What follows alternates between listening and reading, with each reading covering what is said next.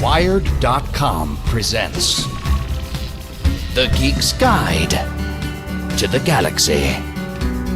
And here are your hosts, John Joseph Adams and David Barr Kirtley. Hi, this is Dave. And this is John. And welcome to episode 99 of Geek's Guide to the Galaxy. Our guest today is Dean Koontz, author of numerous #1 New York Times bestsellers, including Odd Hours, Relentless, What the Night Knows, and 77 Shadow Street. His newest book, Innocence, is about a strange young man who must keep his face hidden at all times, because just the sight of him inspires murderous rage in everyone he meets. Then stick around after the interview as guest geeks John Langan and Grady Hendricks join us to discuss subterranean horrors. All right, so let's get to our interview. All right, so we're here with Dean Koontz. Welcome to the show. Thanks for having me there. All right, and so your new book is called Innocence, and it's the story of a young man named Addison Goodheart. You want to just tell us about him? Well, Addison, it calls himself one of the hidden that lives among us that we do not see. And in his case, he and somebody who was sort of a father figure to him live in a major metropolis and live basically underground in secret rooms, and they go by way of subway tunnels and storm drains and no secret entrances to all the major buildings in the city. And when they go above ground, it's only in the latest hour of the night or when there's a major snowstorm, as is the case in this book, or a thunderstorm where most people prefer not to be out and about. And from the day he was born, Addison has been a target because there's something about him when people see him. They're so repelled by him, by his face, by his eyes, by his hands, that they are repulsed, and then they try to kill him. And the same is true of the man who took him in. So they're among this group that they call together the hidden. And this is a story of Addison when he runs into a young woman in a library is being pursued by a killer. And they take to each other in a strange way. But as he says, he's unable to allow anyone to look at him, so he wears a hoodie, and she has social phobia and can't allow anyone to touch her or be too near to her in certain ways. And so he says, we bonded by our eccentricities, that we're both such outsiders that we become bonded because it's us against the world, essentially. And it's a story of what happens to them in the course of pretty much a couple of days with some flashbacks to his earlier life. Yeah, and I mean, speaking of those flashbacks, even before this book came out, you released a short story called Wilderness that's sort of a teaser for this book. You want to tell us about that? Yeah, that was strange. I was supposed to write another story that was going to be a teaser for this book and do it as an ebook. And the next thing I knew, it was turning into a full-length novel. It didn't involve Addison. And so I got into a panic, and I said to Bandham, this is not going to work as a teaser because it's going to end up being, 100,000 words long. And so I suddenly had to put that aside and go to a story that did involve Addison. And so it's the day that the book, he leaves home. The book doesn't open on that day, but he goes back. He tells you about the day his mother threw him out when even the midwife who gave him birth tried to kill him, but his mother tolerated him, but only for about 8 years. And at that point, she couldn't handle it anymore, having him around or in the house or the sight of him. And so this is a story of what happened the day he left home for his mother. He's encountered a hunter in the woods, which is referenced in the book. But in the book, you don't know what happened between him and the hunter, except he was shot at. So I decided there was a way to spin up a little story out of it. And it's a difficult thing to do because you don't want to give away anything that's in the book. But inevitably, you risk that. But I think this one doesn't give away anything important and can be read actually before you read the novel or after. It sort of stands either way. Mm-hmm. Yeah, and so then the Kirkus review for Innocence, it says that this is something different from Mr. Koontz's imagination. Do you agree with that? Do you see this as a departure for you? Well, it's you don't always know if I love the reviewer for being so kind, but you're never sure if the reviewer is familiar with everything you've done. And I think in a curious way, yes, this is different. Even my publisher felt it was a book that would break out to a bigger audience even. And But I look at it and say, well, it's sort of an evolution. Like I look at books like Fear Nothing or Cease the Night, then From the Corner of His Eye or One Door Away from Heaven, and then the Odd Thomas book. And I can see a progression that sort of led almost inevitably to this. But then again, it was probably the most fun writing experience I've ever had. I never had a moment in it where I was beating my head against the wall, which is the usual process. And you mentioned that Addison lives in the sewers beneath the city, and the sewers are described in an enormous amount of detail and felt very convincing to me. Did you do a lot of research into sewers to write this book? Fortunately, I didn't have to go into sewers. I could find out what lies beneath a major metropolitan area by a lot of other research means, and how those things work, how the storm drains work, for instance, related to the subway tunnels, which are higher, which are lower, how are they connected when they are connected, and that sort of thing. When I was a kid in high school and college, I hated research. I hated going to the library and doing that. That was the thing most got on my nerves. So I've all said this before, so nobody can arrest me for it now. It's too many years late. But I just always made up my research with teachers and stuff. And I'd write a paper and I'd cite all these books, but the books didn't exist. I made up the titles and the authors' names and everything else. And I did that through college and as well as in high school, and never got caught at it. And what struck me as strange when I got to a certain point in my writing career, the thing I think I like most about writing now is the research I'm forced to do. And I guess that just means I've grown up. Uh-huh. And so you mentioned that the other main character in this book is this teenage girl, Gweneth. Could you just say a little bit more about her appearance and so on? Yeah, she's taken up a Goth look, but it's a little different Goth look. It's based on, I'm trying to think, I don't think this gives anything away. It's based on the appearance of a particular marionette that, as the story unfolds, you find out has a very dark past. The creator of this marionette has a very dark past. And she's made herself up basically to put distance between herself and everybody she encounters, to make herself look dangerous so that nobody might speak to her, because she has this social phobia and she doesn't like to speak to people or be touched. And so this has been one of her ways. And she's kind of alone in the world because her father has been murdered some time before all this opens, and she's had to live on her own, sort of like Addison, but in a different way. Mm. And I would imagine, given the sort of horror elements of a lot of your books, that you would have a lot of fans who are kind of goth, into the goth subculture. Have you had much exposure to that? Yeah, absolutely. We're at a goth wedding here a few weeks ago. Oh, neat. Which is completely different. But so yeah, I get mail, and readers are really sweet in that they want you to know what they look like frequently, and so we get letters. And I've got readers who are everything from teenage goth to 90-year-old retirees, and it gives you an indication of the spectrum of your readership, which is really valuable. I mean, could you say a bit more about what is a goth wedding like?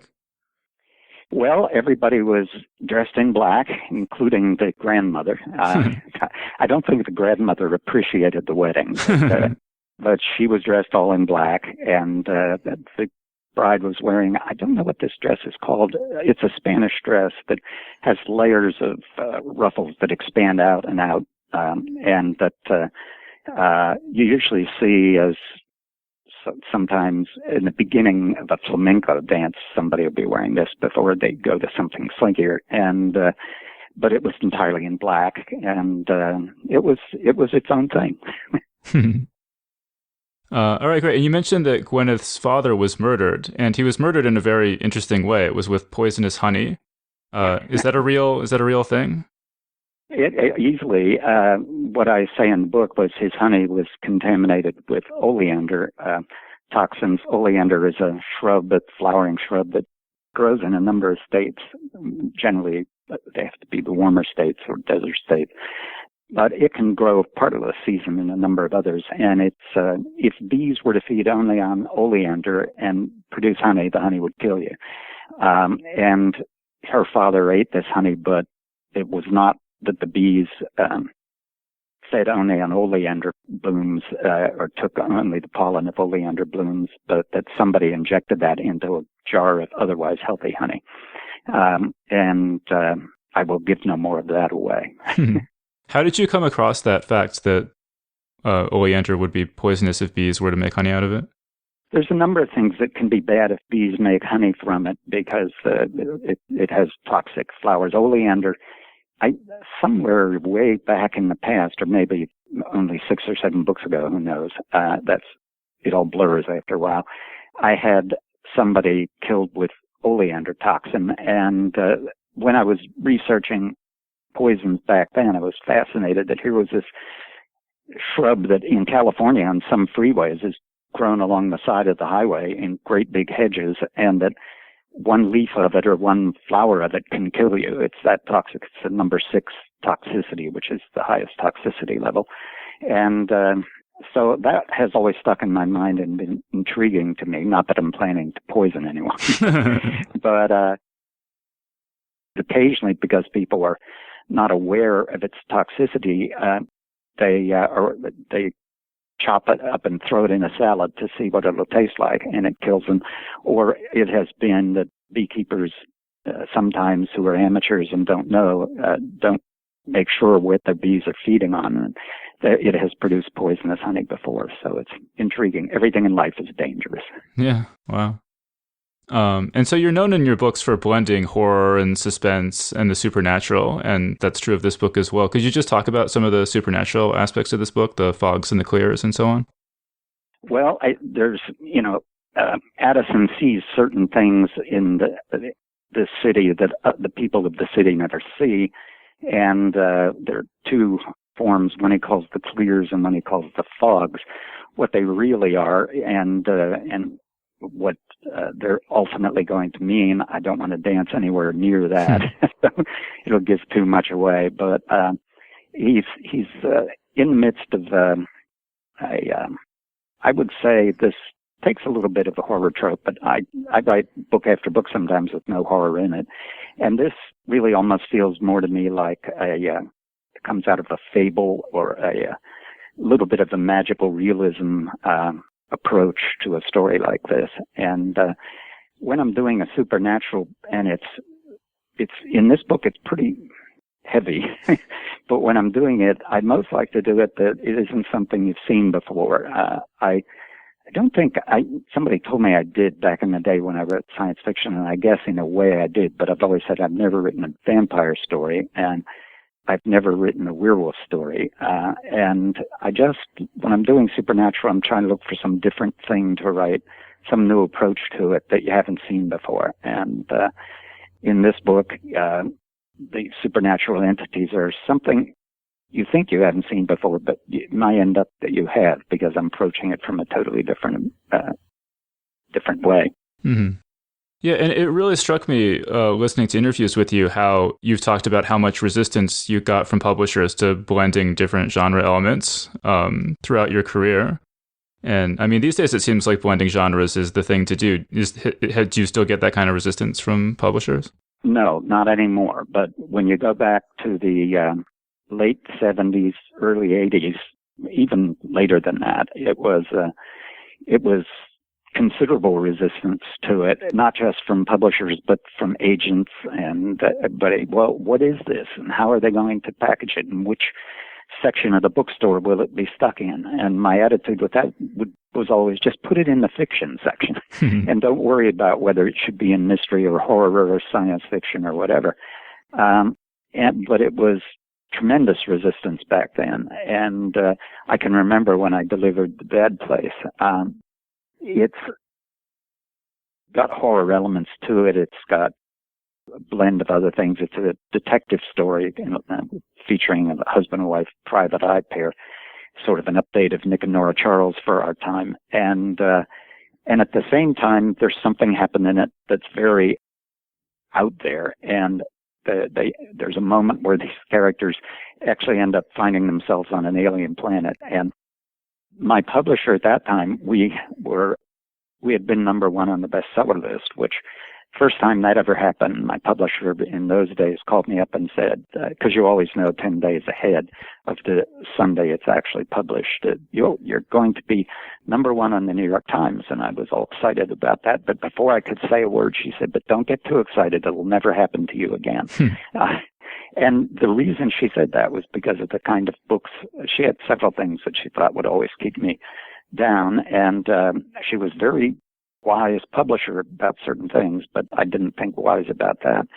And one of them was mixing these genres. And in The Bad Place, she didn't tell me how upset she was about that little other world moment in it. But later, some other people worked with her told me she came down the hall yelling, "Has them on an alien planet." And she thought you couldn't be number one and do this or that if there was a quality of that in it. But that's all sort of phased away over the years. And I think the last time I got negative feedback about the way I was blending things was probably with the first Odd Thomas novel. And there was a feeling that might be a disaster. But when it succeeded, then I stopped hearing very much of that.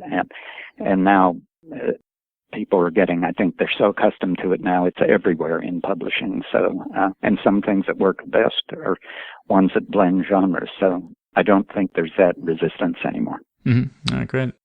And so the book, it opens with this epigraph from Petrarch, which goes, "Rarely do great beauty and great virtue dwell together." Could you just talk about what that statement means to you? Well, I don't want to. That doesn't mean what it might at first appear to mean. I don't want to say what it really means to me because that would give something away in the story. But here is Addison, who is no great beauty, but he is wonderfully innocent and true, and so that quote works that way. But it works in another way once you finish the novel. Mm-hmm. How did you come across that quote? You read a lot of stuff, and things stick in your mind over the years. When you get to be my age, you've read several thousand books. When I was young, I used to read at least 200 novels a year when I was trying to figure out how fiction worked and what techniques worked and what didn't. And in the early years, I couldn't always find things that I wanted or think of things I wanted, so I used to write epigraphs myself and attribute them to the book Accounted Sorrows, which was a non-existent book. And I stopped doing that because we were getting thousands of letters a year from people saying, "Where is the book Accounted Sorrows? I can't find it." And I stopped doing it when I was getting so many letters from librarians who would say, "I spent 22 hours researching to find this book," or "I spent 8 hours." And so they wanted to tell me how much time they wasted before they said they discovered it didn't exist. So I thought, I don't want to alienate librarians. So we ended up eventually publishing that book so that people who wanted it could get it, but I stopped adding poems to it. Mm-hmm. Yeah, and I've heard you say that the names in your books often have special significance. Is that true here? Like in particular, the name Moriah seems like it might have some significance. Every name to a degree in this book, not so much in this as some others, but if you look up the meanings and the sources of Gweneth and of Addison, but don't do it before you read the book. Alarm everybody of that. It's not when names or other things have a subtextual meaning. It's not that people need to know what it is, because it speaks to the subconscious in a way. It's if we go through life absorbing tons of stuff that, there's everything in my head from almost every Twilight Zone I ever watched to every Dickens novel to a bunch of nonfiction I like to read, and all that stuff gets packed in there, and we think we forget a lot of it, but what science tells us, we can't access all of it necessarily, but it's all there, and the subconscious is aware of it. And so when you're using names that may have a resonance in them because of things that a certain significant part of your readership might have come across, it just adds something for people. Once in a while, I had a book in which it was one of the Odd Thomas books in which a number of the names were in Hebrew. They didn't look like Hebrew words, but they were Hebrew words that had significance to the story. And lo and behold, I started getting a bunch of mail from Israel by people who said, "Do you know that the names of some of these characters are actually words in Hebrew?" Yes, that would be amazing, wouldn't it, if it happened and I didn't know it? But it's intriguing just to see how that much people will pick up on that kind of thing and write you about it. It's just kind of fun. I mean, could you talk about the character Moriah?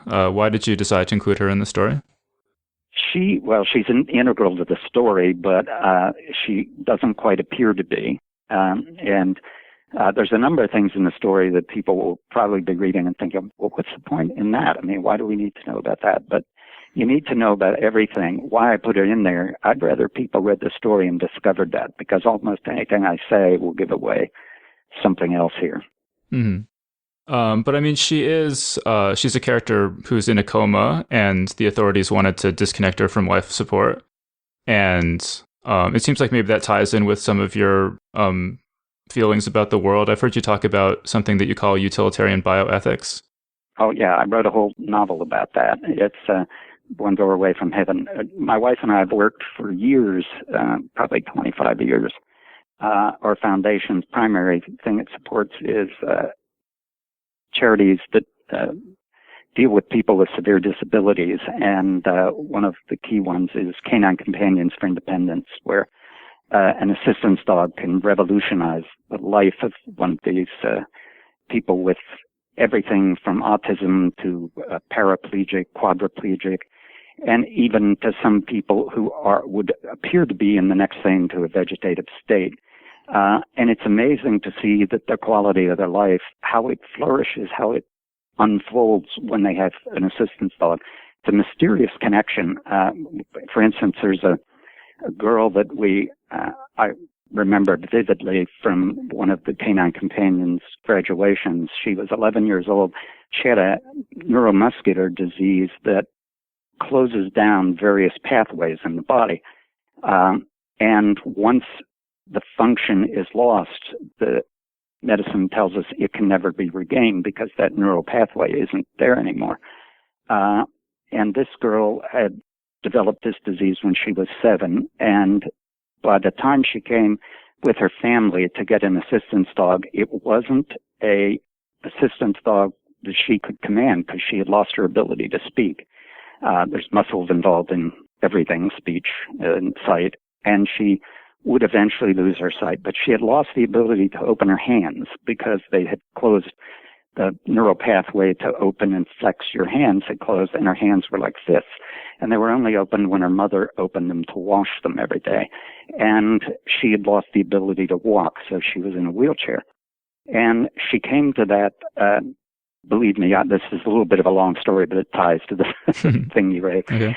When she came to CCI for the 2 weeks with her family where they were going to get this dog, which was for her an assistance dog, but more than that, it was a socializing dog, because as she loses these functions, she withdraws further and further from the world until she's eventually blind and deaf and everything. It's a horrible disease. But she got this dog, came for the training of the dog, and they were in 3 or 4 days of the training, and one day she opened her hand so that she could pet the dog. And her parents they hadn't seen her open her hand in, I think it was 2 years. And she hadn't spoken in longer than 2. And the day after she opened her hands to pet the dog, she started saying, good doggy, which is the first words her parents had heard out of her in a long, long time. By the time she was graduating, she could walk by holding on to her mother's arm. Doctors are studying this now and have been since because it's supposedly impossible. Yet the connection with the dog, which is in some way beyond our comprehension, the human-dog bond, had brought a quality of life to her that she was told she could never have again. And I've seen the same thing happen with people who are very, very serious condition.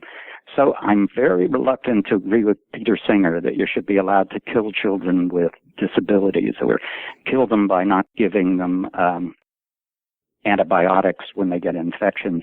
I really think I've seen so many disabled people who, with the right kind of assistance, lead a quality life that they're very happy with. It's only people who have no disabilities that look at them and say they can never have a good quality of life. And so in a sense, this girl carries forward my concern about that kind of thing in this book. Mm-hmm. Yeah, I mean, actually, I thought it was interesting. You said that many of these people that you've met with serious disabilities actually complain less about their lives than, other people.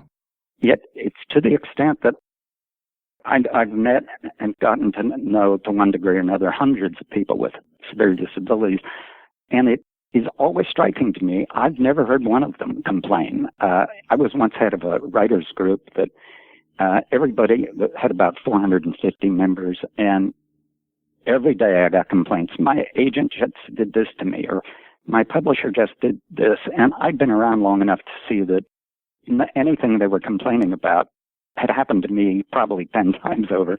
It's the nature of the world and it's the nature of the business, and none of it was really all that horrible. And sometimes the publisher was only doing, or the agent, what they had to do in order to make their profit or whatever, and the writer was perhaps being a little unreasonable, and sometimes not. And then as head of an organization like that, you try to help. But we went away to one of these CCI things, and it was a particularly special event, and we were away for all weekend at it. And when I came home, I think there were like 40 some messages on my answering machine, and all but one of them were from members of this writers organization, and all of them were bitching about something. And I quit. I said, you know what? These are people. I spent the weekend with people who can't walk, who some of them don't have use of legs or hands, just all kinds of terrible disabilities, children with spina bifida and wheelchairs. And I didn't hear a negative word out of any of them. They just want to improve their lives, and they were joyful in the weekend and very forthcoming. And so I said, it's time to get everything in perspective. There's a lot worse in life than having an agent who doesn't work for you, which is so common that that's not even a problem. That's just the nature of the business. But yeah, but just speaking of bad experiences that writers have with the world in general, it seems like you have had not great experiences with Hollywood, right? And there was just an Odd Thomas movie that actually it sounds like you were very happy with, but I was just poking around online. It doesn't seem to be widely available. Yeah, I've met some really nice people and really dedicated people, but my experience has been that's a small percentage given my other experiences. It's every time you think something will work, it doesn't. And I just stand in amazement of those who've had successful or repeatedly successful experiences with Hollywood. It's like the Odd Thomas film, which Stephen Sommers wrote and directed. He called me up and talked through me how he would deal with it, and I was so impressed with him. At that point, I had said, I told my entertainment attorney that if somebody calls and they ask, are the rights to this book or that book available, don't say yes or no. Just call me and tell me who they are and let me consider who they are, and then I'll decide whether they're available or not. And, of course, I liked a number of Stephen's films, and when he was on the phone, he was just a great guy, and in 2 hours he convinced me he understood this character in the book backward and forward, and then he delivered a screenplay that usually when they send me the screenplay for notes, I have 5 different colors ink, and I start with great dread. I have to keep it aside for 2 days before I even look at it. In Stephen's case, I think it was 4 little check marks in the margin, and then I went back and crossed them out because he had answered the little question that came. It was, to my mind, a perfect screenplay. He ended up making a movie in which he, edited some of that out and everything, but still a terrific movie. But there's always something that seems to me that goes wrong, and it's amazing that you don't get that anything gets produced. So we ended up with a film that I liked. I saw it in an audience with about 500 people, and the reaction was strong in the audience to everything. It was obviously the audience liked the picture. It was one of these test audiences, and they scored it very high. And then all kind of internal production issues related to nothing to do with the movie ended up getting this thing stalled in release, and I don't know now exactly. I understand it will get some sort of view on demand. It's supposed to go into theaters also at some point, but I no longer believe anything. But we've got a TV show based on the Frankenstein books in development, and the writer on that came down here for an afternoon. We had lunch, and he's just a great guy, and he totally gets it. So I know that could turn out to be pretty good, but we'll see whether it actually gets produced that way. Mm-hmm. You just never know. I've had particularly bad luck, so I just don't expect anything anymore. Yeah. You actually said of the Odd Thomas movie that you thought it might change some of the ways things are done in Hollywood. Could you say what you meant by that? What I meant was how you approach this kind of film. Stephen does some amazing things in this movie that I'm fascinated with because they're technical. Now, I've only seen the movie once in an audience with all those people. I haven't had the ability to be able to see it again.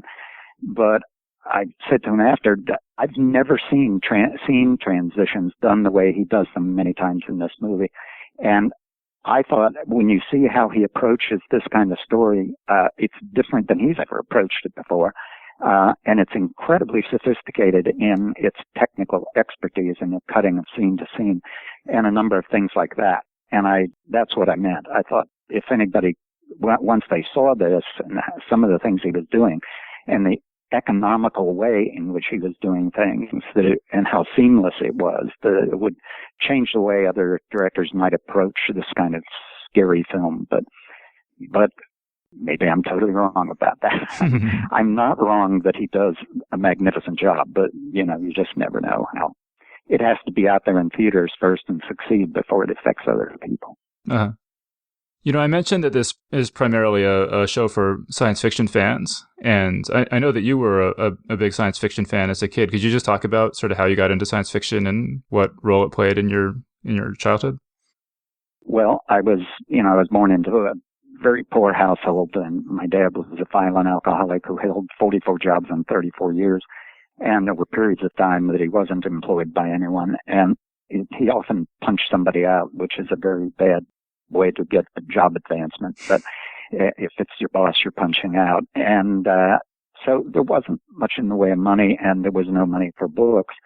But by the time I was 8, I don't even know why, I was telling little stories and drawing covers for them and stapling the edge and peddling the relatives for a nickel. And by the time I was 9, 10, I was starting to go to the library a lot. And among the first things I read were the Robert Heinlein young adult novels. And I was swept away. And so for a considerable period, 98% of what I read, I would say almost most of the way through college, was science fiction, unless I was assigned something. And then I would always try not to have to read what I was assigned, but read something I wanted. So I was formed by Heinlein and Theodore Sturgeon and Ray Bradbury and all the great classic writers of the field. So by the time I was starting to write for a living, that's what I was going to write. And the first short stories were science fiction stories, and the novels, a lot of them weren't that good because some people are blessed with an understanding of storytelling when they write their first novel. I was fumbling for a long time, and but I wrote an awful lot in the field, and a few of them I still like. And came a day when I realized that isn't what I was going to be good at. And if you're not going to be the best at it or among the best, then there's no point to go on plowing forward to do it. And that's when I started changing over to suspense, and also a comic novel was one of the first things I did. And got well reviewed, but it sold almost no copies. And then after the fact, an agent said to me, well, that's because comic novels don't sell. And I said, okay, well, why didn't somebody tell me that before I actually wrote one? So I didn't put comedy in novels for a while. I just sold straight suspense and worked on that and developed technique. And but then at one point, I started to slip a little humor into it. That would have probably been with Watchers. And when it got to be more than that on some books, more than just a little, that was another thing some publishers didn't like. They would tell me, you can't have a character be funny in a suspense novel or in a scary novel. And I would say, why not? And they'd say, because nobody would be scared if they laugh. And I said, but in real life, we like people who have a sense of humor. They seem more real to us and we're more engaged with them. And I think a character in a novel, we feel the same way about. If he can make us laugh, and we see his view of the world allows for humor, then we care more about the character and the fate of the character. But it took me a long time to sell that theory. Yeah. Which of your science fiction books are the ones that you still sort of like?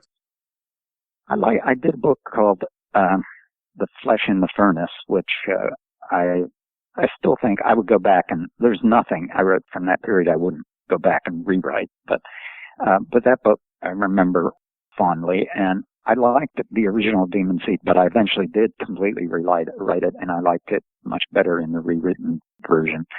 And there aren't that many that I really love. It was just a field that I loved as a reader, but I was not really born to write. I mean, you mentioned Theodore Sturgeon, and in an interview I saw you mention his short story, Biancas' Hands. And I was just blown away by that story. I've never heard anyone else mention it that I can think of. Could you just, I don't know how well you remember it, but could you just talk about what about that story struck you so much? It's a story of obsession, and it's creepy in the extreme. Yeah. And it's just, I don't know, it's beautifully composed. Sturgeon fascinates me because he could write things that were just gorgeous in their composition and the way he used the language. And then you come to a story that felt like he tore it off in 3 hours. Fortunately, most of what he wrote was of the superior category, but Biancas' Hands is, it's been many years since I last read it, but this girl who's essentially as I remembered, she's maybe mentally disabled. Yeah. And, but he's just drawn to her by the beauty of her hands and everything. And it's about fetishism and obsession, and it's just conveys it so incredibly well. But, it's a story that sticks in your mind, or another story of his that isn't like that, but that is a story called It. Have you ever read that one? I've read all of them, but I don't remember which one is that? It is the one which is the little girl.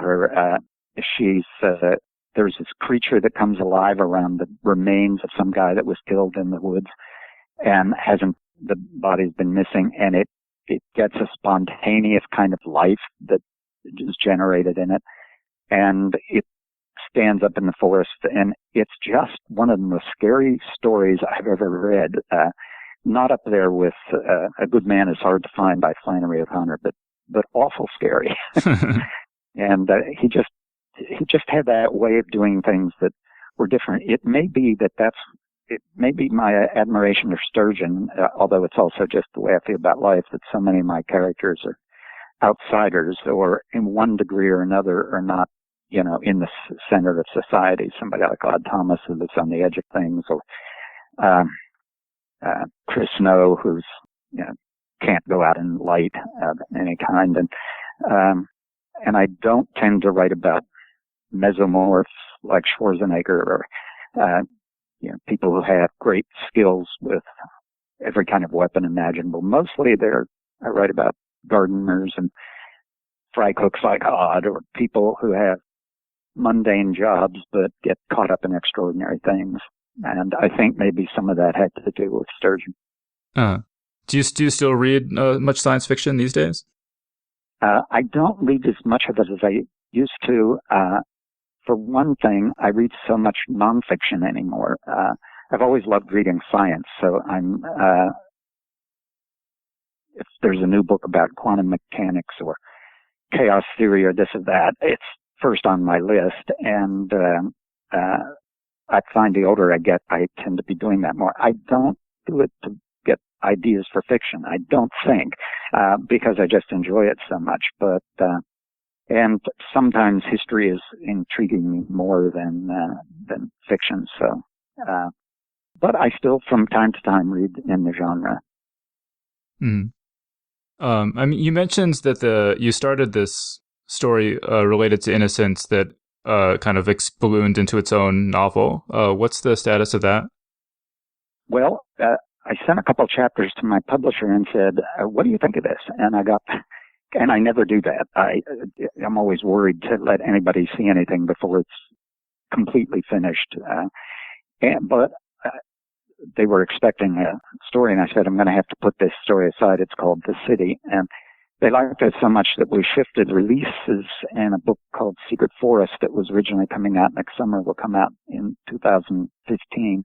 And this book called The City will come out next summer. And I've never written, I like music, but I realized I've never really written a book with a musician as a lead character. And that isn't why I started to write this. I just had this curious little idea, and I thought it was a short story, but when I looked up, I had like 100 pages of it, and I was nowhere close to halfway, so I realized it's going to be much bigger. And it's about a black musician who's about 58 when he's telling the story, and it's sort of an oral history of something that happened to him between the ages of 10 and 14. And character is what sells novels to me as a reader, and as a writer, that's what carries me forward. So this guy comes out of a family of musicians. His father was a pianist in some of the big swing bands, his grandfather rather. And the more I listened to him, the more I got intrigued by him. And it's got an element of, call it fantasy in it, that's kind of something totally different, and started to intrigue me. So let's hope it intrigues the public. Not I can always learn plumbing or something. So how about, do you have other projects you want to mention, or is there anything more you want to say about is it Secret Forest, did you say?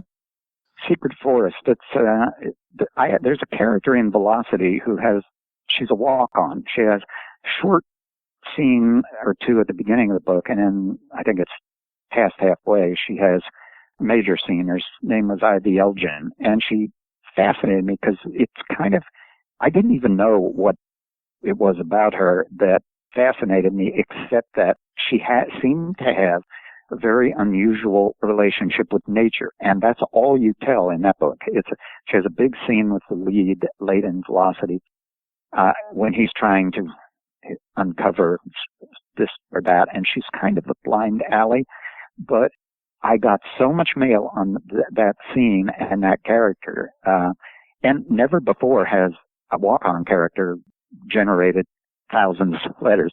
And I said, I guess, and people kept saying, I want to know her story. Could you write a novel about her? And I said, she fascinated me too, but I don't know what the novel would be.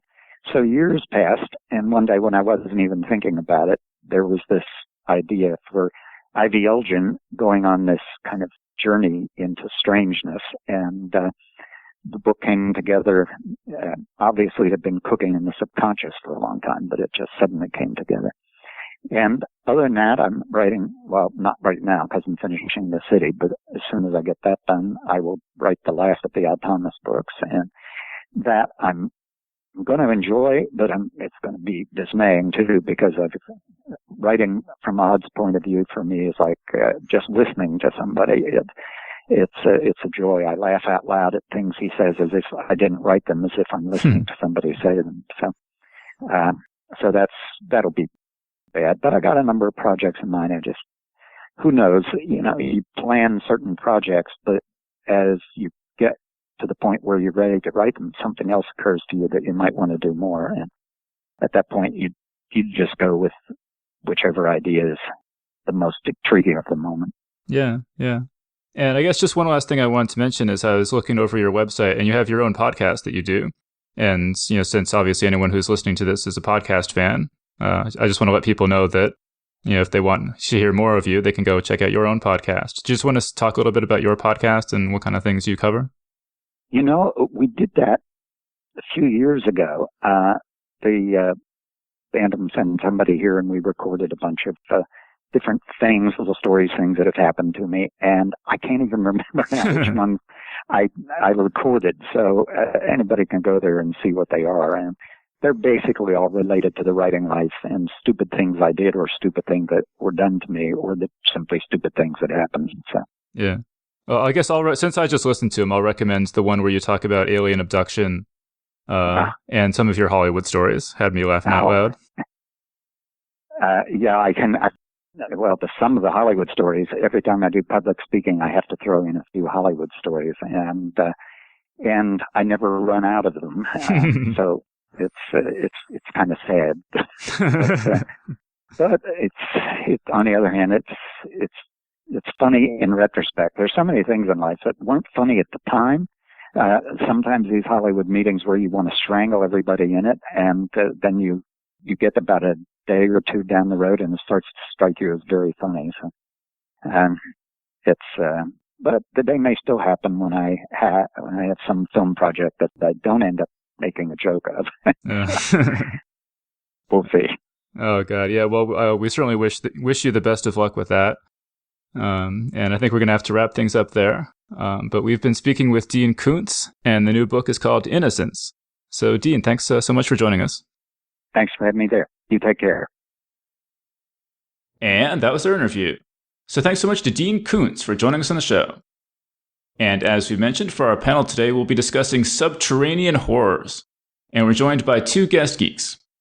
So first up, we've got John Langan, who we previously interviewed all the way back in episode 13. He teaches creative writing at SUNY New Paltz, and his fiction includes the novel House of Windows and the short story collection Mr. Gaunt and Other Uneasy Encounters. His latest collection, The Wide Carnivorous Sky and Other Monstrous Geographies, is out now. So, John, welcome to the show. Thanks very much. It's a pleasure to be here. And also joining us today is Grady Hendrix, who you may remember from our panels on The Devil in Hell back in episode 50, Choose Your Own Adventure books back in episode 93, and Sex and Horror back in episode 96. He's one of the founders of the New York Asian Film Festival, and author of the novels Occupy Space and Satan Loves You, and co-author of the comic book cookbook Dirt Candy. So, Grady, welcome to the show. I am so excited to be here. All right, and so as you heard in the interview, in this new Dean Koontz novel, the main character Addison lives in the sewers. And that just got me to thinking that there's a whole range of horror fiction and supernatural fiction featuring mostly monsters living in the sewers and in the earth beneath our feet. And so I thought we would just talk about some of those kinds of monsters. And when you're dealing with sewers in particular, the first thing that comes to mind for me is a movie I've never actually seen. But I used to see the box for it when I would go to the video store. And it was this movie called Ghoulies. And the box featured this monster coming up out of the toilet bowl. And I thought this was the most horrifying thing I've ever seen. It disgusted me so much. It really kind of ruined my entire childhood. So I think kind of the first thing... So that's what happened. So I think kind of the first thing I want to talk about is just why in the name of God did anyone make a movie about monsters coming up out of your toilet bowl? Well, it does seem like a pretty monstrous place. So it's wherever all the fecal matter and whatnot goes. I mean, I think it's a natural thing to imagine that there's all these horrible monsters down there because it would be such a horrible place to ever go. Well, also, I feel like part of it is, you know where your door is, you know where your windows are, but where do these drains go? Where does all this stuff go? And, it's like the alligator sewer urban legend in New York. That sort of sprung up, I guess, in the 20s or so when the city was first getting, hooked up. I don't think people were having nightmares about this stuff, pre-indoor plumbing, but suddenly you've got holes in your house and you don't know what can go in and out of them. And monsters can come through your toilet. Snakes do sometimes come up your toilets. It is horrifying. No, I wish I didn't know that. Although actually, I found out years later that our town doesn't actually have sewers. We just have a septic tank. So presumably... Really? Yeah, so presumably no monsters are living. I don't know if there are monsters that live in septic tanks or not, but that made me feel a lot safer. Monsters are disgusting. Even more horrible monsters live in septic tanks. Yeah, I was going to say septic tank monsters are the worst kind. You don't want to mess with those. The sewer monsters, it's random. They may take your place, they may not. The septic tank monster, he's coming for you. Well, yeah, and plus he must hate you in particular because you're filling his house with all kinds of refuse. Yeah. He knows exactly who's responsible. But Grady, you mentioned this alligator. Is alligators, right? Myth? Yeah. Why don't you just talk a little bit more about that if maybe people haven't heard of that? Well, the alligator in the sewer legend, it's an urban legend, but, I think people have probably best encountered it in, I think it was Larry Cohen's movie, Alligator, about a family, and the little girl wins a little baby alligator, which are cute, and, at the fair, and her dad flushes it down the toilet, and it grows to enormous size, and is, of course, really pissed off by what happened to it, as anyone would be.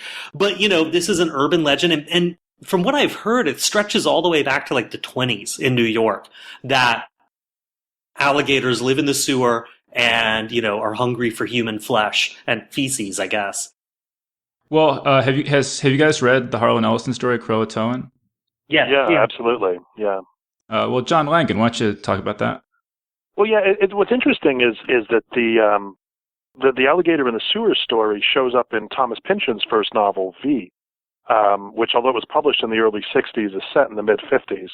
And one of the two protagonists in that novel, for a very strange, well, it's a strange novel anyway, but one of the stranger chapters, he joins up with a group of public employees who were tasked with going into the sewers and killing the albino alligators who live there. And it's this little kids who got a pet alligator because they took a trip down to Florida. And they came back up, and then the alligator got big and inconvenient, and so got flushed. And now there's these race of albino alligators in the sewers who are devouring the rat population. That's basically what they're living on.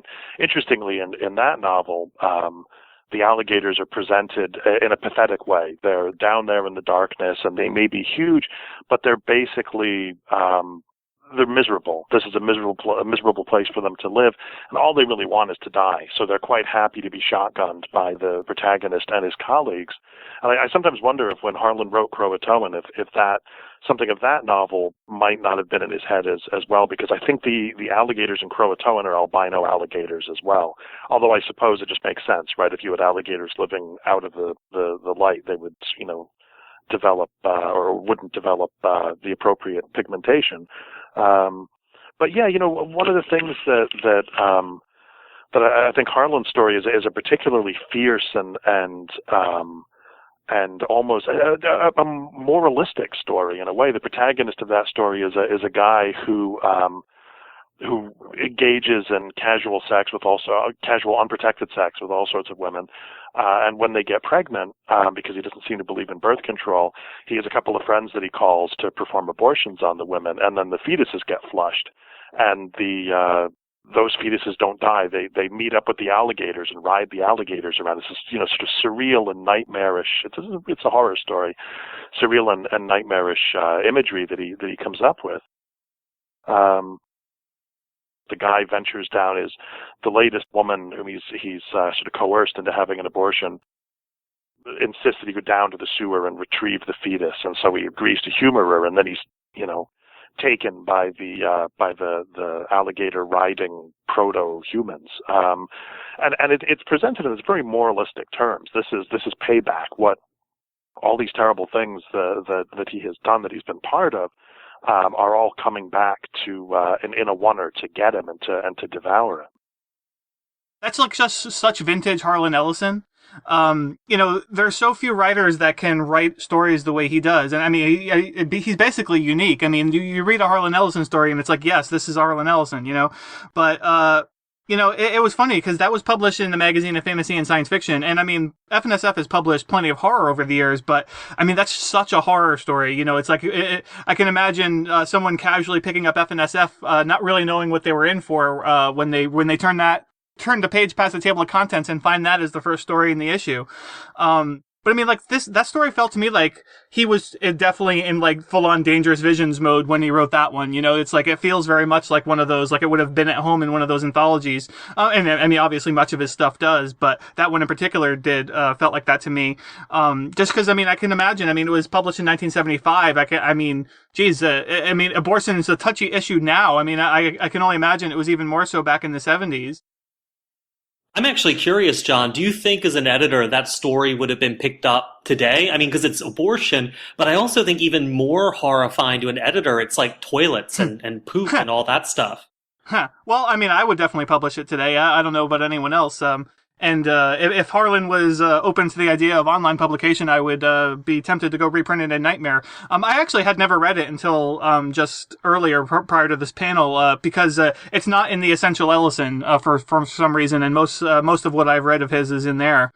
Yeah, I mean, I would definitely consider it publishable today. I mean, regardless of any of that. I mean, maybe because of that. I mean, I think we always need good edgy stuff being published, and a lot of the horror I see isn't as quite as edgy as this. So, I mean, I'd definitely be interested in it. Did you guys ever read that Stephen King story where this finger comes up out of the drain? Yes. Yep. Is that the moving finger, or is that something else? No, that's the moving finger. Okay. It comes in, I think it's Nightmares and Dreamscapes, and it's literally the next story after the story about the ghost who sits on the toilet. Yeah. And that's all he does. The ghost just sits there on a toilet. It's almost like Stephen King's writing a parody of himself. Wait, so then you can't use the toilet because the ghost is sitting there? Or? Well, no, it's like the ghost is really disgusting. It's got like a pencil in its eye, and then like it's on the toilet. So whenever you go in the bathroom on the 3rd floor of this building, you see its feet, and you're like, oh my god, ghost feet. And then finally a dude opens it, and he's like, oh my god, ghost taking a poo with a pencil in its eye. And then in even more Stephen King parody territory, it turns out an evil gay man stuck the pencil in the guy's eye. It's really like, it's one of the weaker stories in the book. It feels like Stephen King's going out, check, what do people like criticize me about? I'm going to put all of it in a story. Right. But the story with the finger, it's like a snake almost, and it's just like knuckle after knuckle after knuckle of this one finger. It's like a plumbing snake made out of a finger. It's a really weird story. But if you're going to talk about Stephen King, you know, it's interesting also It, you know, where It lives in the sewers. And what I've always thought is so interesting about that book is, you know, It lives in the sewers of Derry, and it transforms into whatever your worst fears are. So for, you know, one of the kids, it's the wolf man. For one of the kids, it's a vampire. For one of the kids, it's his dead brother. But then for the girl, it is literally nothing but a voice coming from the drain and blood coming out of the drain. Like, that's it. Like, the visualization of her worst nightmare is a reverse drain with people in it and shooting blood at her. It's so Freudian. I thought he was a clown. I've only seen the movie. I thought he was a clown. Isn't he a clown in the sewer? He turns into whatever you want in the story. So it's like sometimes he's a clown, sometimes he's a werewolf, sometimes he's a leper, sometimes he's a giant spider, sometimes he's a voice in the drain shooting blood. You know, it's sort of like whatever you fear most, he becomes. Mm. That's probably why it's called It and not like the Sore Clown. Although, I mean, you know, in the Dean Koontz book, you know, the character, the protagonist, this is a sort of monster who lives in the sewers, but he's also the hero of the story. And I think a lot of sewer-dwelling monsters are actually heroes. I mean, the Teenage Mutant Ninja Turtles are the first example of that comes to mind for me. But doesn't the Beast live in the sewer in Beauty and the Beast, the TV series? Yeah, I think that's right. Yeah. In The Watchmen, doesn't Night Owl get like it's sort of sewer level that he takes his owl flying owl car out into the world through. Yeah, and it seems like the sewers are the perfect domain for a superhero, because I can never really believe that Batman or Spider-Man moves around the city without people taking his picture and following him and noting everywhere he's going. But I can totally believe someone moving through the sewers, just popping out of the sewers and doing stuff and then going back into the sewers. Well, it's like that real fascination. I mean, and there's such a fascination with the Batcave. I mean, like, if you read Batman ever, like, some writers just go more, here's the Batcave, and it's got 10 miles of waterways. And I mean, it just gets bigger and bigger and bigger. And I think there is this little kid fascination with the cave, in this place you can't see. But I just want to say really quickly, sort of on this note, is, the other famous resident of the New York City sewer, which isn't, the alligator, but is equally somewhat mythic, is the mole people. The homeless people who live underground in the sewers and the abandoned train tunnels, which, turned out to be largely fabricated, but that was a huge thing for a while. Actually, speaking of Teenage Mutant Ninja Turtles, though, that reminds me, one of the first comics that really got me hooked on comics was a run of Spider-Man where it was called Torment. I think it was written and illustrated by Todd McFarlane, but it was where Morbius, this doctor who becomes like a vampire through like scientific means, so he had some sort of blood disorder or something like that, I think. And so Morbius is actually living in the sewers, and he's largely subsisting on the homeless, the mole people, so to speak, the homeless that are living in the sewers and the train tunnels and whatnot. And so Spider-Man discovers that he's, that all these homeless people are dying, and he goes to investigate, and so he goes and goes after Morbius. Spider-Man also, I think, in that famous storyline where he, dies back in the 80s, Kraven's Last Hunt, one of the villains is a rat person who lives in the sewers. So, yeah, I mean, but it's also a pretty natural landscape. You know what I mean? Like in a city, what kind of public spaces do you have? There's rooftops, there's the street, and then there's underground. There's actually a very good vampire novel called The Light at the End. One of the first big splatterpunk novels. John Skipp and Craig Spector co-wrote it, and it's about a guy who's kind of a jerk, and he gets turned into a vampire, and that's what he does. He roams the subways because there's all that darkness. There's just miles and miles of darkness for him to hang out in. And it's funny, I was thinking about the whole, what about subways and other cultures has been sort of bouncing around in the back of my head. And I can think of, the Phantom of the Opera hangs out in the sewers of Paris.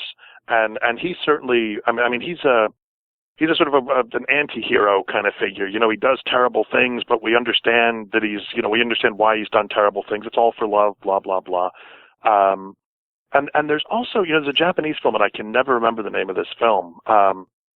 But it was shot in 10 days by one of the better directors between films, and it's about a guy who goes into the sewers, and you start to wonder. You're not really sure, is this real or is it a hallucination? But he goes into the sewers, and the sewers go from modern sewers to underground caves to eventually this vast subterranean landscape where he finds a woman that sort of a vampiric woman, that he brings back to the surface. But yeah, that's Marabito by Shinya Tsukamoto, and it's those scenes of him going into the sewer are kind of amazing. I mean, it just keeps going. And he winds up in almost this, it's sort of like Clive Barker in the Midnight Meat Train, where it goes from this sort of like man-made underground with, tunnels and concrete and railings and safety information to this sort of cyclopean, Lovecraftian, pre-human underground city, like in Rats in the Walls. It's an amazing movie. Hey, Dave, so, you started this off mentioning this movie Ghoulies, which you had never seen, but was about, monsters in the sewers.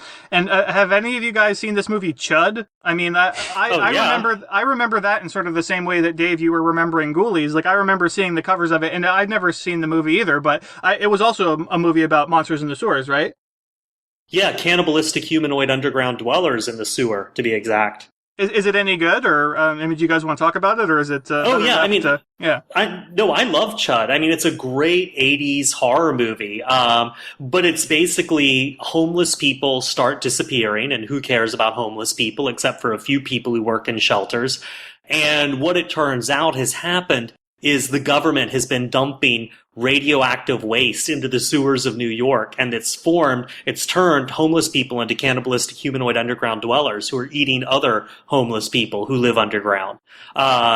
So, it ties into this whole legacy that goes back, thousands of years of this idea that like separate societies exist underground, that these whole tribes and communities and races of men and subhuman and uberhuman and all these things live right beneath our feet.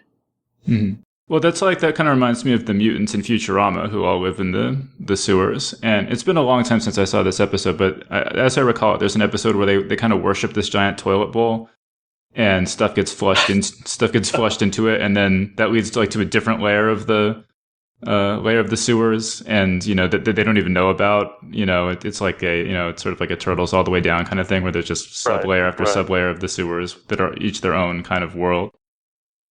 Yeah, well, that idea has, it's funny because, it used to be that caves and underground tunnels and all these things, we sort of think of sewers, and so it's got all these things with, poop and all this stuff and filth and dirt.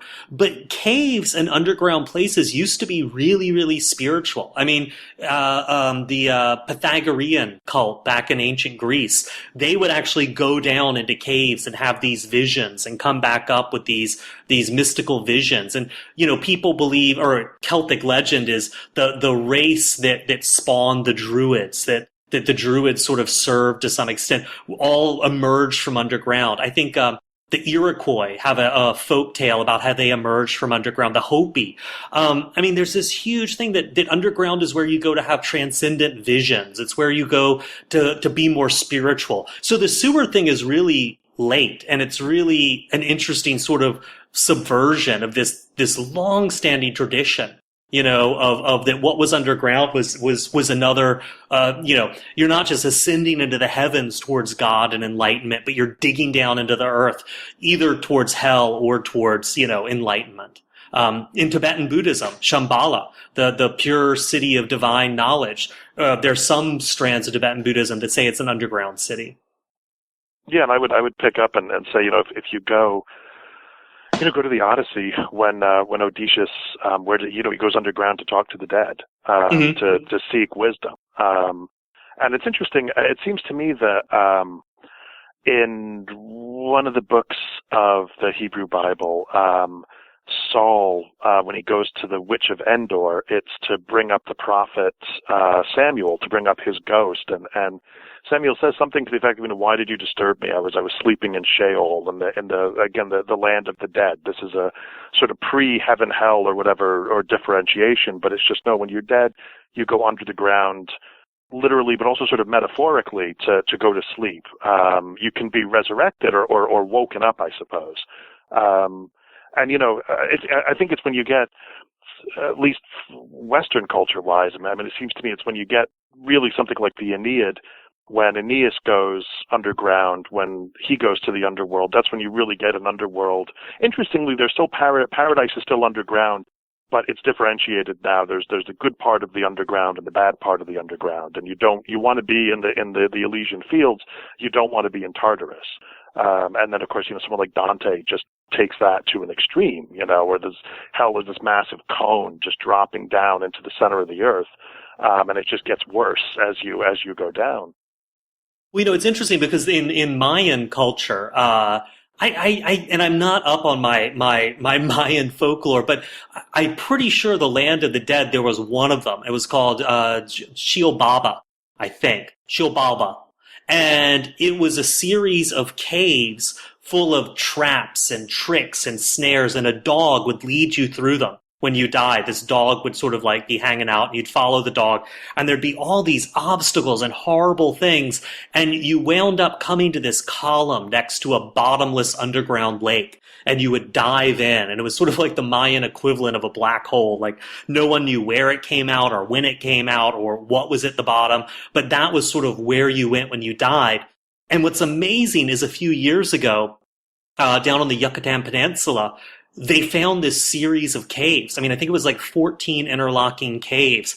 That is hell. Mayans not just talked about Xiobaba, but they had a literal Xiobaba. It was a series of caves carved, full of remains, full of things that they think were traps and snares and dead ends and all these things. And some of these were completely underwater. The people who built these temples and things in these caves had to go to work They had to like swim through these giant lightless underground lakes and come out on the other side and keep carving. And at the very end of this cave complex, there is a column that was intricately carved, and there was a lake that was, they don't think infinitely deep, but extremely, I don't know what the depth, extremely deep. And so it's amazing that Mayans, and people think that the legend came first and then the real place came second, but it's really amazing. I mean, they found all around this column at the end hundreds of human remains. And so it's this amazing idea that it wasn't just a metaphorical journey you went on to the afterlife. It was a literal journey. Wow. All right, let's bring this back to horror a little bit more. Because I want to talk about one of my favorite horror movies of, I don't know, the last 10 years or so was The Descent. I just love that movie. So I just want to throw that out there. Did you see the director's cut? Because I heard that was one of those movies where the director's cut was awful. Well, I don't know. There's the original British ending, and then there's the screwed up by the studio American ending, and you cannot under any circumstances watch the American ending. You have to watch the original British ending. Okay. I must have seen the American ending, but I don't really remember it that well. I didn't have a chance to rewatch it for the panel, but do you want to discuss what the difference between the horrible ending is and the good ending? I guess I'll give a spoiler warning. And then I guess we can talk about it. But yeah, I mean, the premise of The Descent is that and you should go watch it. It's really good. So, if you haven't watched it, go watch it now. But there's a woman and her child had died. And in an attempt to sort of, cheer her up, turns out to be a bad idea, but a bunch of her friends organized a caving expedition. But then it turns out that they've gone to a cave system that is not really been explored before. And, there are monsters living in this cave system. And so in the original, the way the movie is supposed to go is that throughout the movie, she's having these visions of a child handing her a cake, a birthday cake with candles on it. And then at the very end, she imagines that she's escaped from the cave and that she's being handed this birthday cake and that she's been reunited with her child and she's smiling. And then in the last shot, we see that she's just gone crazy and there's just this guttering torch on the floor that she imagines is this birthday cake. And monsters are crawling all around to come get her. And that's the last shot of the movie. And it's really, really creepy. So bleak. And then in the American version, I think maybe because they thought they wanted to do a sequel or something, they sort of cut it before that happens. And to like part of her fantasy where she's escaped from the cave. And then there's a sort of weird random jump scare. And it doesn't make any sense at all. It completely undermines the entire effectiveness of the movie, in my opinion. Yeah, no, I remember that actually, and I think the DVD must have both endings on it, and maybe I heard about that or something, and so ended up watching both endings. But yeah, no, I definitely remember that, and you're right. The American ending, if you're saying that's the crappy one, but I have no trouble imagining that they ruined it for the American audience. But yeah, that ending is definitely the crappy one. Yeah, there's actually. Did you ever see the other one, which is sort of like a knockoff, The Cave with Piper Perabo? No. It's the same thing where sort of these cavers, they find this tunnel into a cave in Romania and they go down and discover this degraded race of subhumanoids who live under there. And it's interesting because this whole idea of these lost races living under Earth that are all degraded and horrible. It's sort of like, I don't know. I mean, I guess the Morlocks H.G. Wells's Morlocks are like that, but I've always thought that was sort of like a 20th century thing, because usually in the past, like pre-turn of the 20th century science fiction, the people dwelling in the center of the earth are usually pretty awesome and better than us. And it's become this thing in the 20th century that I think started with sort of shaver stuff, where the people in the center of the earth are all just lousy. But and definitely The Descent, because isn't The Descent, they're monstrous because they're all inbred and not exposed to light? Yeah, I'm trying to remember the details of, because there's some, are there cave art or something like that seems to tell their story, but it's maybe I'm wrong. Maybe I feel like there is a scene where you get some kind of cave art that lets us figure out, oh, all right, because I mean that's almost incidental in a way. I mean the movie is. I actually thought it's roughly a half and half movie. The first half I think is really just them in the cave system. Mm-hmm, yeah. And that is actually very creepy. That's very it's extremely claustrophobic, and then the second half it's kind of like Aliens, and I don't mean that in a bad way. I mean it's this sort of the roller coaster ride with all these hideous monsters, but the women are by no means are they shrinking violets. I mean they're quite willing to fight them off. It's just that they are overwhelmed by numbers. No, it's really striking because the entire cast is female and they're all really strong, active characters. Yeah. It's a really, sadly, sort of unique movie in that respect. But I'm with John Langan. I found the beginning of that movie far more horrifying. And once the monsters show up, I'm like, yeah, okay, monsters. I can handle monsters. But, this stuff of them caving and being in these really tight tunnels and these horrible situations, I found really, really intensely difficult to watch. Aren't two of the women, one woman is having an affair with another woman's husband? Yeah. It's a sort of secret amongst, like an open secret amongst the other members of the group. And we don't know if the woman whose husband it is, we don't know if she's aware that the other woman is, so there's a tremendous amount, potentially anyway. And of course, you've got the grieving, the grieving mother. I can't remember if she's a widow as well. If both her family members are killed in that accident, but she's grieving in any event. So there's plenty of tension, there's and it could have been. I'm happy with the movie the way it is, but I can also imagine, given that she is hallucinating those pictures of her daughter. I mean, I can imagine something that would have been far, far creepier, just, going under the earth and becoming lost and just following that child into the darkness. It's not obviously not nearly enough frightening monsters, but making use of that claustrophobic space in a really intense kind of way. I suspect we could probably come up with a whole panel of movies that we could talk about that are these sort of 50-50 movies, like John Langan said, where, they sort of start out one way and then monsters show up and it sort of becomes a different movie, like From Dusk Till Dawn comes to mind. But I mean, I think that kind of movie is actually really instructive for writers because one of the things that we have to consider when you're writing genre fiction is that you have to make all of the realistic elements, on point. Those elements have to work, regardless of whatever fantastical situation you have going on. So, because when you have all this fanciful stuff happening, all this imaginative stuff that you're gonna introduce into the story, you have to have all of the other realistic details really striking. And so, I think something like The Descent does that really well, where you have the first half of the movie like really feels realistic and scary just on in a realistic way, as opposed to because of monsters. And then when the monsters show up, it's a different kind of scary. So I find movies that do that well very interesting. I think The Descent does it very well. From Dusk Till Dawn is a case where it's like the monsters sort of ruin it. And it was a really good crime movie beforehand, and then it becomes a sort of a hackneyed horror monster movie. But The Descent actually does it well. Right, and I like I said, I love The Descent. But in general, there's two schools of thought on this. Is that one is that you should establish the reality really firmly, and then the monsters will seem more plausible when they come in. And the other is that you should introduce the monster as soon as possible, so that we know that this is the reality that we're operating under. And I'm totally in the second school. Like I think if you're going to have a movie about monsters, the monster at the very beginning, the monster should eat somebody. And then we know we're in a monster movie. And then it doesn't seem so weird if it's been completely realistic for half the movie and then suddenly some monsters show up. That just makes me go, wait, there's no such thing as monsters. Right. No, I'm totally in agreement there. It's like, I mean, just in terms of introducing that so that up front that's what it is, even if it's only like a little prologue and then you segue into a good half hour or whatever of realistic stuff before the monsters show up again.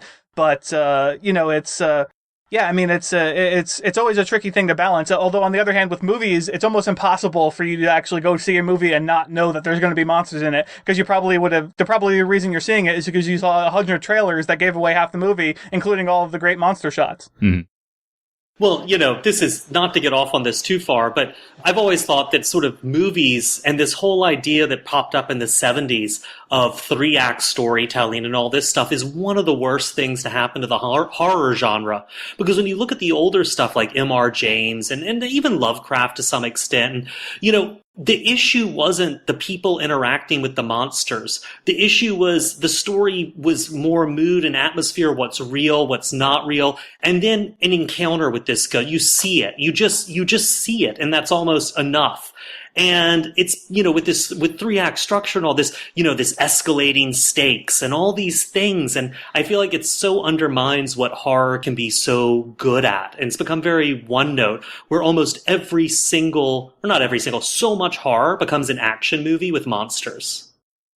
All right, but Grady, you mentioned the Shaver mystery, and I did want to talk about that. Why don't you just say a little bit about what that is? Well, Shavers were... basically, Shaver mystery, it's chalked up to two people. You've got Dick Shaver, or Richard Shaver, and you've got Ray Palmer, who the Atom was named after in comic books. And what you have is, it all depends. I mean, some people say it was a hoax, and other people say that it was, fabricated and all this. But the story is, Richard Shaver started writing letters to, was it Weird Tales or Amazing Fantasy? Amazing Stories, it was. Amazing Stories, where Ray Palmer was editor. And he started writing these stories and claiming that, some people say he was writing them as a novel, some people say this was what he said really happened, that basically it's the hollow earth theory. I mean, this goes all the way back to Halley's Comet and Edmund Halley, who thought the earth was hollow and that another race lived within us. But his thing he brought to it, this was in the late 40s, so as the UFO craze was starting, was that the earth was hollow, and basically it was a Chariots of the Gods kind of situation where centuries, millennia ago, an alien race had come here, solar radiation was bad for them, they moved into the center of the Earth. And they were very technologically advanced, but their galactic civilization, they lost contact with it. And so in order to provide themselves with food, some of them elected to go up on the surface where they'd have like a slower, or shorter lifespan and make food and things for the ones that lived underground. And what happened was the ones who lived underground, they had these ray machines that could affect the surface and people's moods and mind control and all this. And as their comrades on the surface died, they lost their food sources, so they began presenting themselves to humans as gods and demons and folklore monsters so that they'd get tribute and sacrifice paid to them. But, this sort of wore out over the centuries. And using their machines and their lack of food and their inbreeding, they've become this degraded race called, I think, the Deros, D-E-R-O. So Richard Shaver was writing this stuff in, and Ray Palmer was basically editing it, massaging it, rewriting it, and presenting it as this guy says this is true. And it became a huge smash hit in the magazine. And actually, Ray Palmer, who was like, he had gotten hit by a truck or something when he was a kid. So he was basically this 4-foot-tall dude with this very malformed spine who was apparently just this incredibly charismatic huckster. He turned this into an industry, and Shaver split off and wrote more books, and Palmer and he had fallings out and coming back together over time. And this became this whole industry with all these believers and non-believers and cultists and people who thought it was just good fun. But it was a huge thing in the late 40s and early 50s, and up through the 60s. And apparently it boosted the circulation of Amazing Stories from 100,000 to 150,000. Yeah, depending on who you read. Yeah, some people are like, oh, it didn't boost it all. Others like, it boosted it by hundreds of thousands, which I tend to believe it boosted it that much. And I mean, I think that the Hollow Earth, theory has pretty much been disproven, right? But pretty much. But I think it continues, this idea of underground civilizations continues to hold a fascination because there are so few mysterious spaces left to us, right? That the whole surface of the Earth has been completely explored, and the other planets in the solar system, we know there's no civilizations there, etc. But you can still kind of imagine these underground cities. I don't know if seismology and stuff I don't know if it's the case that there actually could be giant underground cities that we still haven't discovered. But certainly people believe that there could be. And, even today there's, sort of descendants of the Shaver stuff with the reptoids and the gray aliens. And there's caverns under Area 51 and all this sort of thing. But so John Joseph Adams, do you have any temptation to boost the circulation of light speed to 150,000? Yeah, I mean, when you were saying that, when you guys were talking about that, I was thinking like, oh, those were the days when you could engage in shameless hucksterism, passing off something is to be lies as truth, and you could still have a respectable magazine. But no, I mean, even if that was still going on today, like I couldn't see myself possibly ever doing anything like that. Like I found the whole idea of publishing stuff like that like repugnant, like Whitley Strieber and Communion, like writing an alien abduction novel and claiming it to be real, like that to me, like, I find it so repellent.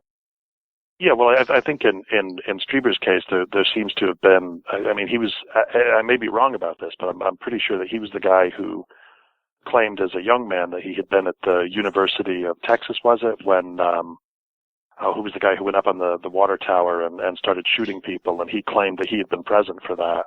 And later on, it turned. In fact, I'm pretty sure it was him because I'm pretty sure I read it in Doug Winter's Faces of Fear series of interviews. And then later he admitted, well, no, that wasn't really true. And then, I was abducted by aliens. Well, maybe I was, maybe I wasn't. I think there's a sort of personal, I don't know what, I hesitate to say pathology because I'm not a professional, but there's something going on there that just manifests itself time and time again, and this needs on the part of this individual to create fictions that he needs to believe in some way, and that's, as I say, psychologically interesting, but I agree that passing those things off to people as if they're true, I mean, I suppose you can say there's a sucker born every minute, and, if you're not smart enough to keep your own money, well, too bad. But I do think, ethically, I find it problematic at the least. I think I mentioned it on the show before, but it's actually worth mentioning in the context of Communion that Tom Dish reviewed the book. I think it was in FNSF or maybe it was somewhere else, but he reviewed it and he said, if this is true, if Whitley Strieber isn't fibbing, then this is the most important book written in the history of mankind or something like that, And then the publisher actually cherry-picked that quote and put it as a blurb on the book saying, this is the most important book in the history of mankind, completely taking it out of context. And I just think that's awesome and awful at the same time. I mean, obviously it's a terrible thing to do, but it kind of fits with the book. The fact that the book is complete fiction and is being passed off as nonfiction kind of goes hand in hand with them taking a quote completely out of context. So I kind of like it in a way, but it's awful. Well, yeah, I mean, the consensus certainly seems to be that Ray Palmer did the Shaver mystery as a cynical hoax, but it seems to me that John Campbell promoted Dianetics in Astounding, not as a hoax, that he actually, was buying into it. And I heard, people like, how could you fall for something so silly? How could someone so smart and well-read fall for something so silly?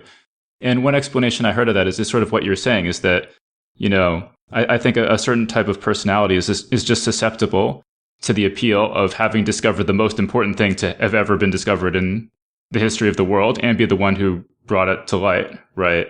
And it's true, yeah, all these things, if they were true, they would be the most important discovery ever made, right? It's just that they're not true, Let's see, Grady, earlier when you were talking about was it the Mayans, I think you said, who had the underworld full of traps? Oh, yeah. That was making me think of Dungeons and Dragons, right? Because what you do in Dungeons and Dragons, you go down to these tunnels full of monsters and traps and things.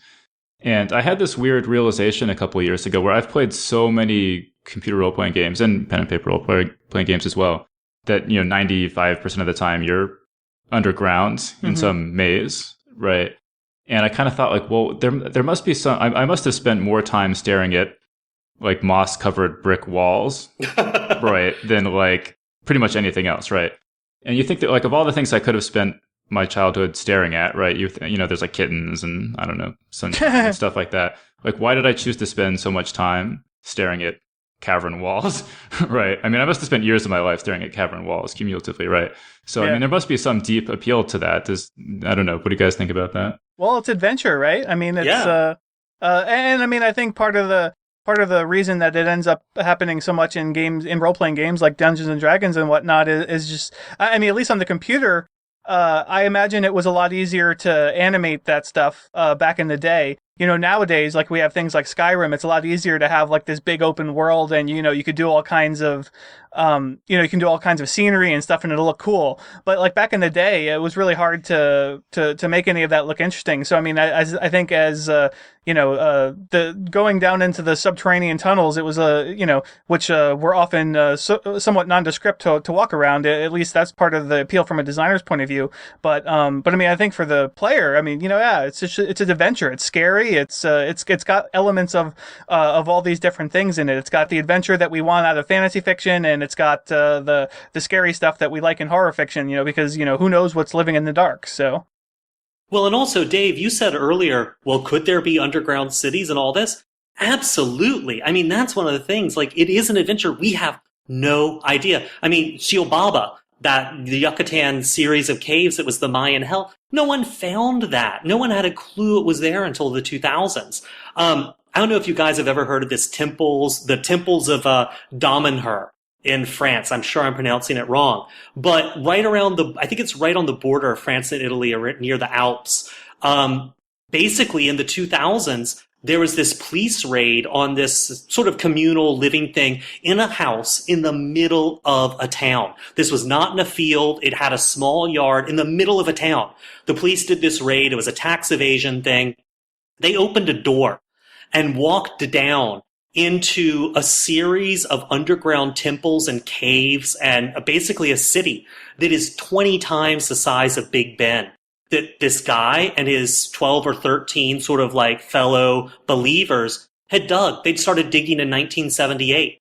And and it's gorgeous. I mean, the government basically took it over and turned it into this giant museum. They dug this thing 20 times the size of Big Ben underneath a town. And it was just a door from the kitchen that they thought went to the basement. These cops walked down, and they're in this immense underground complex. So on the one hand, it's like, oh, there's no such thing as underground cities and countries. On the other hand, there's a lot of underground under there. Yeah, but I mean, speaking of D&D and stuff, though, Dave, like I know on our script here, you have the Underdark mentioned, Menzoberranzan, and where the Drow elves live, the Dark Elves, and there's this whole subterranean civilization, and so I think a lot of people probably are familiar with that. But for people who haven't tried Skyrim, though, there's actually a direct. I mean, Skyrim clearly found some inspiration in the Underdark. The dwarves in Skyrim are basically extinct, but they all lived underground, and they have these immense ruins of civilizations that you end up going through. On various missions, and they were sort of like inventors and stuff. So they had sort of steampunk type technology, whereas the upper world doesn't. So it kind of goes back to what we were talking about earlier, where the idea of the people who live under the earth sort of being better than us and whatnot, and more advanced and that kind of thing. What's fascinating to me about because I have not played Skyrim, although a good friend of mine plays it a lot, so I've sort of seen a lot of Skyrim, if that makes any sense. And what's fascinating, I didn't know that about the Dwarven stuff, but what fascinates me is that it seems to me, of course, it's hard not to think about Tolkien and Moriah with that, but also, so many of, in terms of thinking about D&D behind that, so much Dungeons and Dragons, it seems to me, was really heavily influenced by, Leiber and Moorcock and of course, Robert E. Howard. And, in how many Conan stories does Conan go underground? And what is he's going underground and he's discovering, some kind of ancient civilization. Sometimes it's human, sometimes it's reptilian, the snake men or whatever. And he's, fighting off monsters and maybe bringing back some treasure or what have you.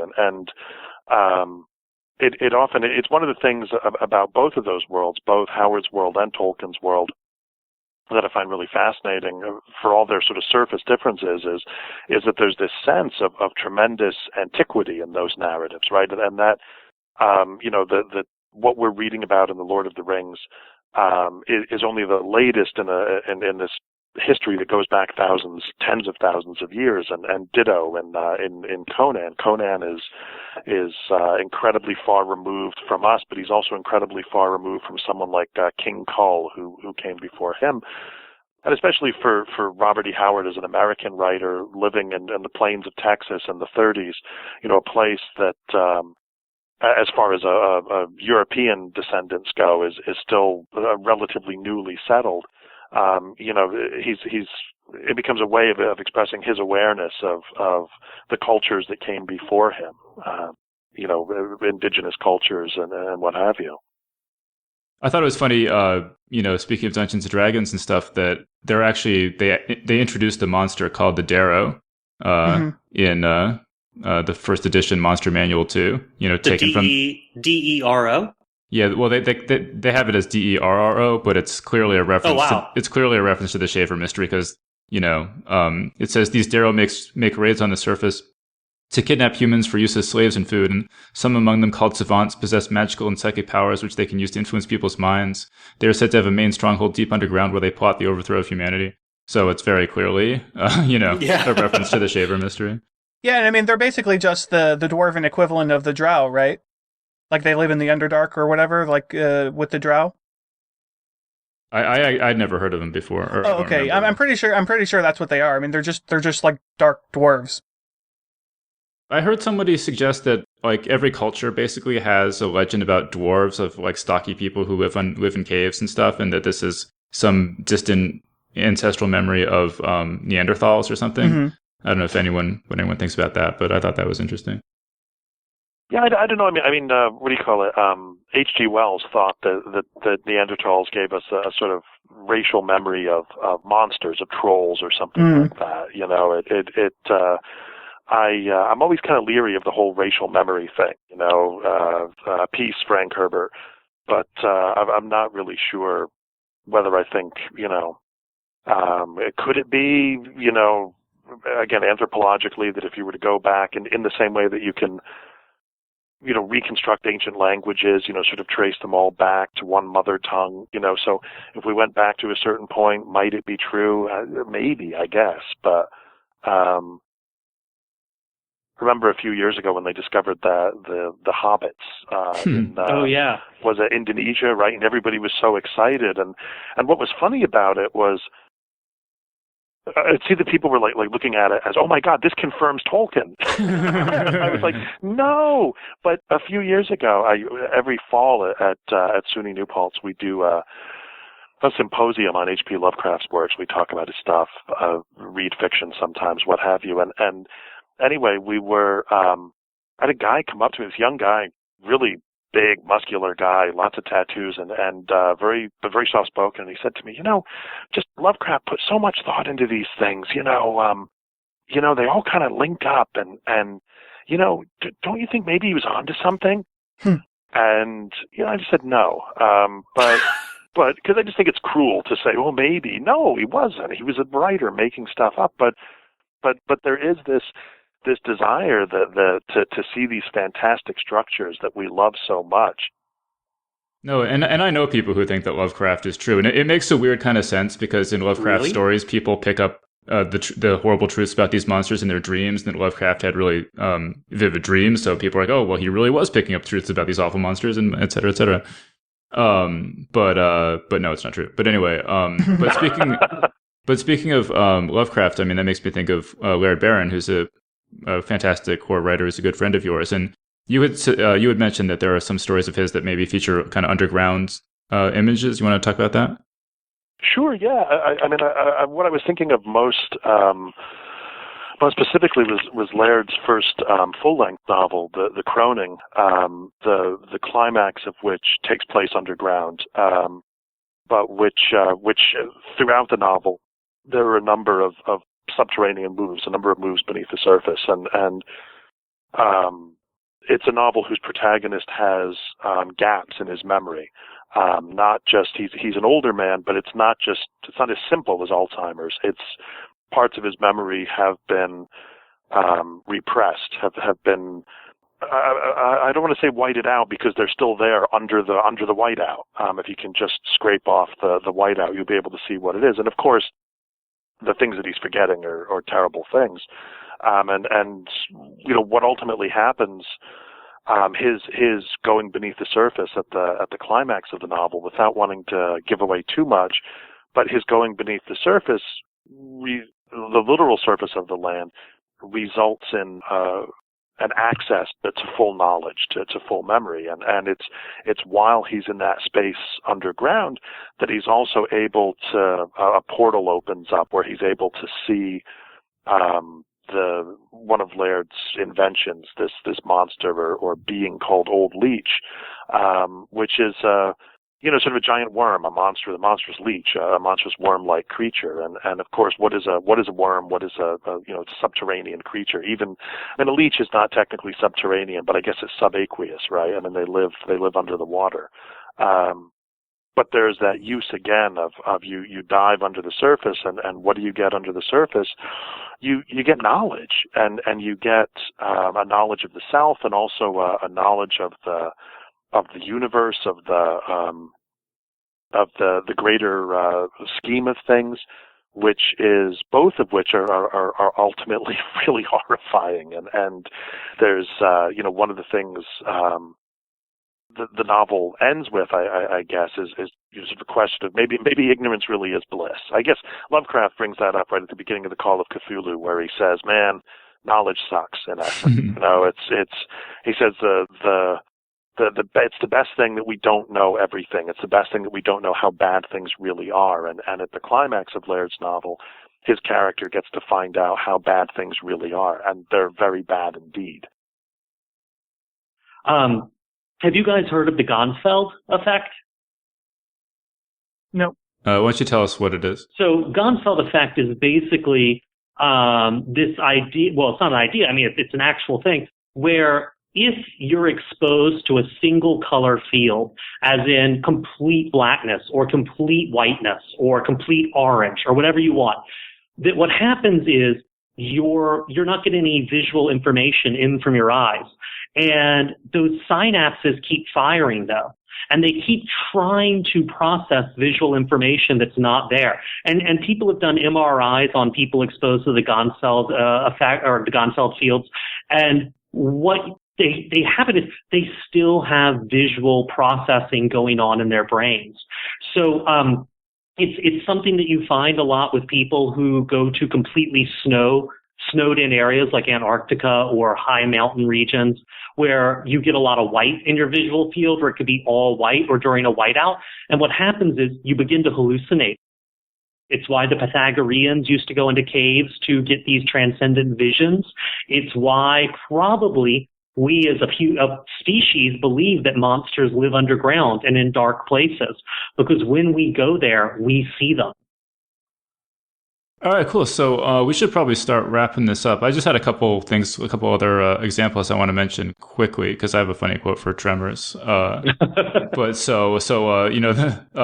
probably actually the movie that fits this topic the best is maybe Tremors, this sort of comedy science fiction movie starring Kevin Bacon, where it's in this really small town in the middle of nowhere, and somehow they awaken these. They're basically like the sandworms from Dune. And they're attracted by vibrations, and they start just attacking people. And so it's actually kind of a clever puzzle story where they have to figure out how to survive this attack of these sandworms.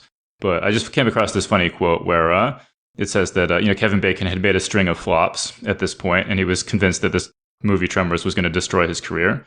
And so it says, Bacon suffered terrible anxiety, he admits, and hit bottom, age 30, one afternoon in New York, on the corner of 86th and Broadway. Quote, I broke down and fell to the sidewalk screaming to my pregnant wife, I can't believe I'm doing a movie about underground worms, he recalls.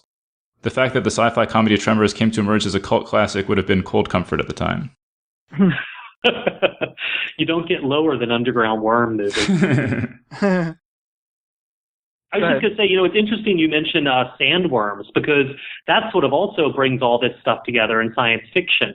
You have monsters underground who manufacture a spice that gives people transcendent vision. Mm. It hits everything on our punch list.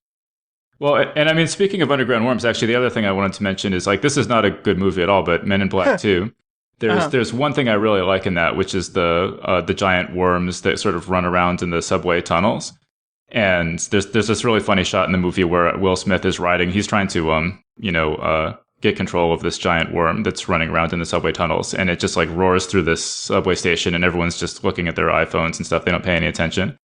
And one of the things I really like about fantasy and science fiction and horror is that it gives this sort of magical gloss to the world where mundane things remind you of movies you saw or books that you read.